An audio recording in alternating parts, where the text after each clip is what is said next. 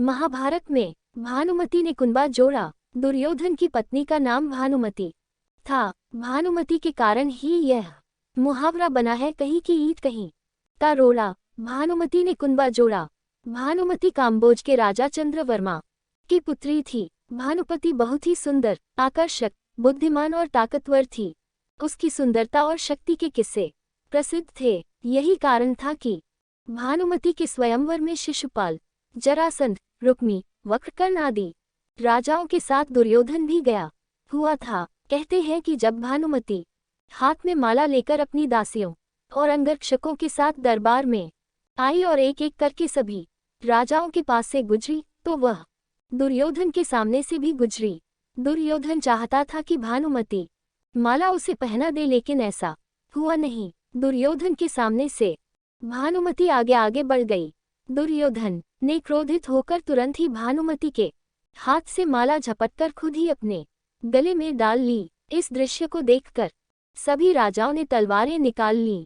ऐसी स्थिति में दुर्योधन ने भानुमति का हाथ पकड़ा और वह उसे महल के बाहर ले जाते हुए सभी योद्धाओं से बोला, कर्ण को परास्त करके मेरे पास आना। अर्थात उसने सब योद्धाओं से कर्ण से युद्ध की चुनौती दी, जिसमें कर्ण ने सभी को परास्त कर दिया। लेकिन जरासंध से कर्ण का युद्ध देर तक चला।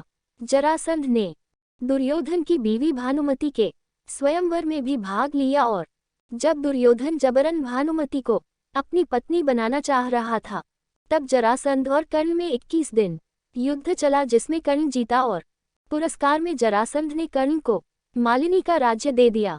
ये जरासंध की पहली हार थी। इस तरह दुर्योधन ने भानुमति के साथ जबरन विवाह किया। भानुमति को हस्तिनापुर ले आने के बाद दुर्योधन ने उसे ये कहकर सही ठहराया कि भीष्म पितामह भी अपने सौतेले भाइयों के लिए अंबा, अंबिका और अंबालिका का हरण करके ले आए थे। इसी तर्क से भानुमति भी मान गई और दोनों ने विवाह कर लिया। दोनों के 2 संतान हुई। एक पुत्र लक्ष्मण था, जिसे अभिमन्यु ने युद्ध में मारा दिया था, और पुत्री लक्ष्मणा, जिसका विवाह कृष्ण के जामवंती से जन्मे पुत्र साम से हुआ था। दूसरी ओर अभिमन्यु की पत्नी वत्सला बलराम की बेटी थी। बलराम चाहते थे कि वत्सला की शादी दुर्योधन के बेटे लक्ष्मण से हो।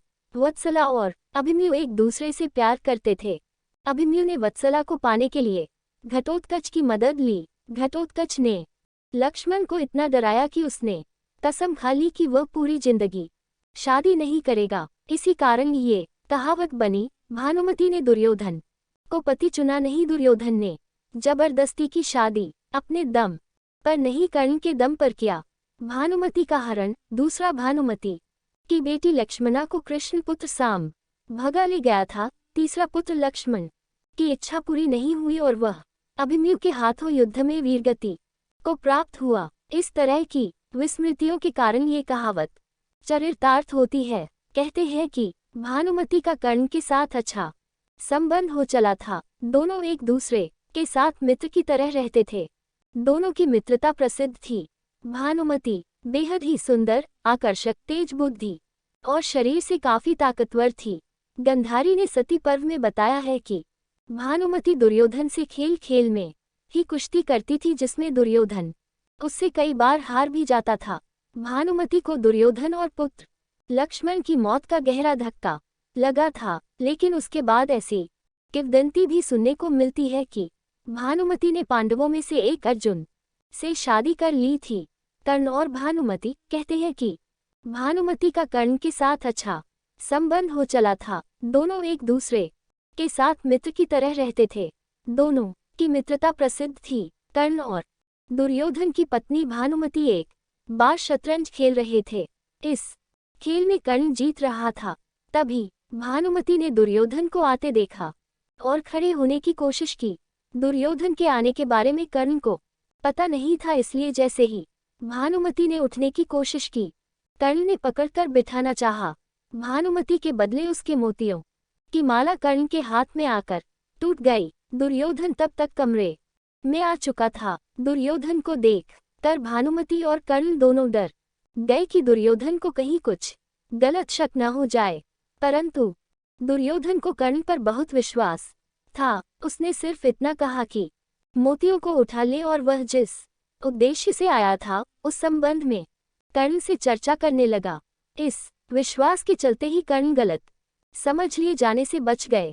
हालांकि कुछ लोग इस घटना का वर्णन इस तरह करते हैं कि दोनों शतरंज खेल रहे थे, भानुमति हार रही थी तो कर्ण प्रसन्न था। इतने में दुर्योधन के आने की आहट हुई तो भानुमति सहसा ही खेल छोड़कर उठने लगी। कर्ण को लगा कि वो हार के डर से भाग रही है, इसलिए उसने उसका आंचल झपटा। अचानक ही की गई इस हरकत से भानुमति का आंचल फट गया और उसके सारे मोती भी वहीं बिखर गए। ऐसे ही समय कर्ण को भी दुर्योधन आता हुआ दिखाई दिया। दोनों शर्म से मरे जा रहे थे और उन्हें डर सता रहा था कि अब दुर्योधन क्या समझेगा। जब दुर्योधन निकट आया तो दोनों उससे आंख नहीं मिला पा रहे थे। तब दुर्योधन ने हंसकर कहा कि मोती बिखरे रहने दोगे या मैं तुम्हारी मदद करूं। मोती समेटने